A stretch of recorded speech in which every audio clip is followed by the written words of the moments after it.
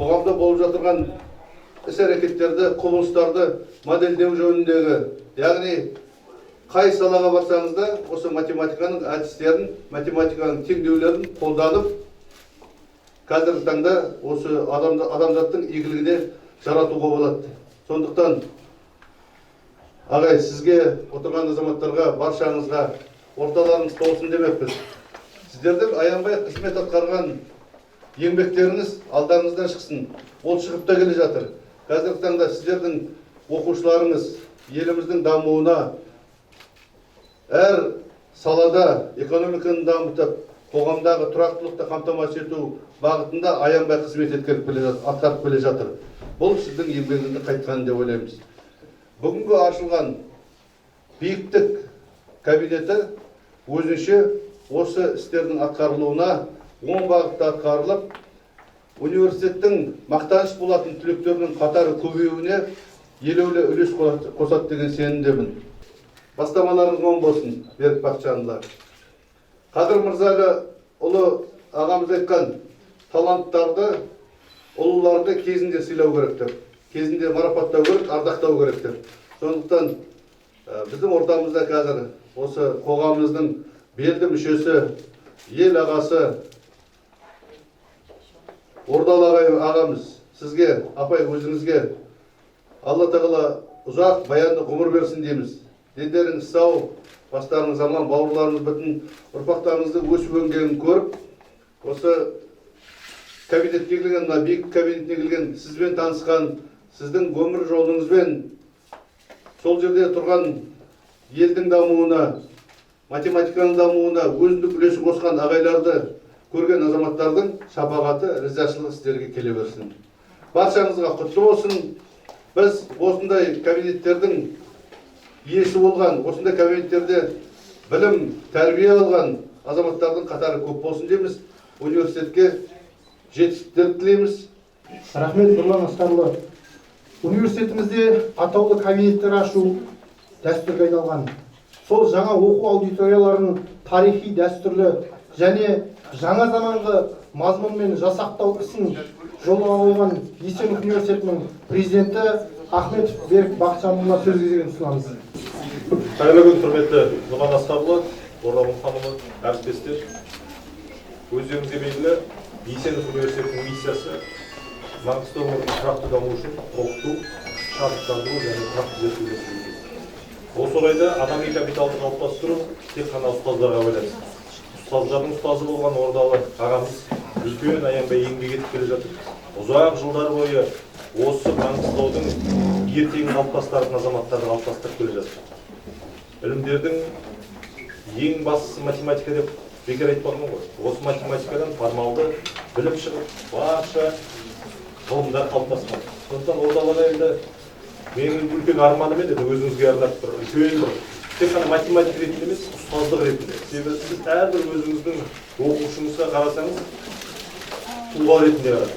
Тұлға ретінде өсуге жол ашып берген азамат. Сол енді мұнай саласының дамып келе жатқан кезде, ешкім сенбей келе жатқан кезде, сен мұнайға бар, ертең Маңғыстаудың ертең мұнай болады деп осы жаққа баулыған өзіңіздің бірі. Соның есесінен қазір бұл азаматтар үлкен белестерге жетіп жатыр. Сізге деген ризашылығы өсіп келе жатыр. Менің ойым енді осы атаулы кабинеттер арқылы бізде ұстаздыққа, өзінің пәніне деген сүйіспеншілікті көбейту. Осы арқылы өзінің адами, рухани ризашылығын жинақтау.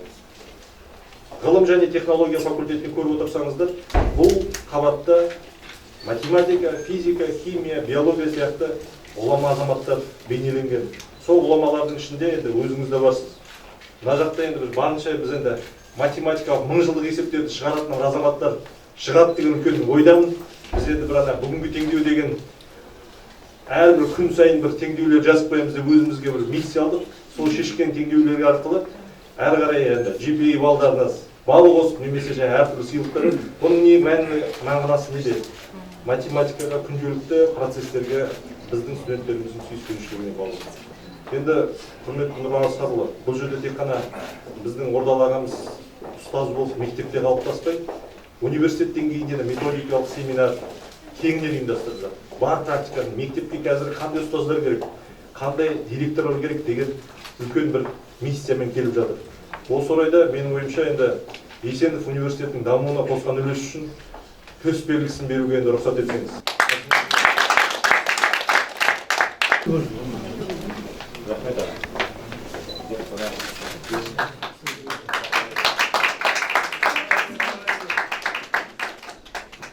Қысқа бір ауыз сөз айтайын.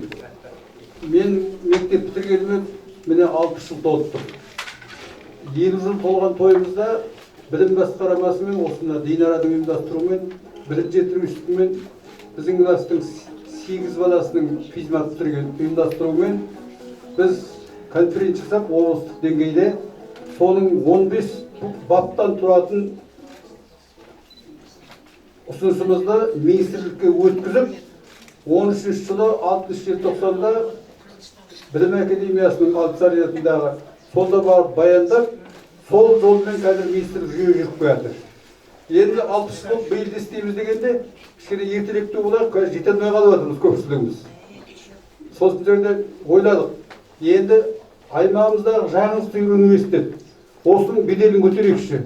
Ол үшін жүрген жолымызды Маңғыстаудағы математика пәнінің оқытылуы мен игерілуінің шежіресін осы мектепке қалдырайықшы. Себебі балаларымыз қазір Астанада, Алматы, басқа жақта кетіп жатыр. Сол балаларымыз осы жерде оқитын болайықшы. Сондықтан осы университеттің биіктен биікке шыққанын қалап, соны тілеп, осы мәселені ұйымдастыруға тура келді. Рахмет сіздерге. Құрметті қонақтар, енді бір сәт экранға назар аударайық. Жаңа кабинеттің мазмұнымен таныстыруға рұқсат етіңіздер. Ордалы Қосай ағамыздың идеясымен жасақталған Маңғыстау аймағындағы математика пәнінің оқытылуы мен игерілуі шежіресі деген кабинетте үлкен 4 қабырғасы түгел тарихи танымнан сыр шертетін, жаңа заманға бағыт сілтейтін әйгілі көк мектеп, одан түлеп шыққан түлектер, сондай-ақ Маңғыстау аймағындағы ұстаздардың көшбасшылары, белгілі математиктер, бәрін өздеріңіз біліп отырсыздар, осы жерде шәкірттері де отыр. Және мектептің түлектері түгел жасақталған. Енді әйгілі ақын, қазақтың көрнекті қаламгері Фариза Оңғарсынова былай жырлаған екен. Тұщы құдықта жүр менің ордалы інім, тұла бойы туғаннан толған ілім. Құдай берген қол бастар қуатты оған, қол бастайтын батырдың қорғаны кім? Кім естиді сұңқардың тордағының? Иса досан кезінде өмір сүрсе, көрер едел ерлігін сонда мұның. Көрсе бекер жүргенін елге сіңбей, аға болып сыбайды жерлесін кей. Биліксіз ақ жүреді ер Қосайдың шаңырағын ұстаған кенжесін деп жырлаған. Жаңа университетіміздің президенті Берік Бақытжанұлы мына қабырғадағы тарихи тұлғаларды, сондай-ақ мыңжылдықтардың есебін айтып өтті. Ал біздің университетіміздің профессор оқытушылары бүгінгі теңдеу деген айдармен күн сайын математиктер, физиктер кезек-кезек осылай есеп шығарып оқушыларға тапсырма беріп отырады. Соны жаңа ғана осы маған ақпарат келіп түсті. Алғашқы Қарлығаш Бейжанова осы кафедраның меңгерушісі апайымыздың шығарған тапсырмасын есебін математика мамандығының 2-ші курс студенті Ситеш Бекзат Мәлікұлы деген студентіміз шешкен екен. Бар ма Бекзат? Ал Бекзатқа қошеметтеп қоямыз. Есептердің күрделілігіне қарай бал беріледі, сыйлықтар беріледі, сондай-ақ сертификат та береміз. Болашақта сіздерде бүкіл қонақтар естеріңізде сақтап алсаңыздар болады. Бүгінгі теңдеуден хэштегпен әлеуметтік желілерге кірсеңіздер, біздің Есеновтың теңдеулерінде өзіңізде шешуге атсалысып, бақылап отыруыңызға болады. Біздің өскелең ұрпаққа, мына оқып жатқан біздің Есенов университетіндегі студенттерге өте елеулі үлес қосады деп есептеймін.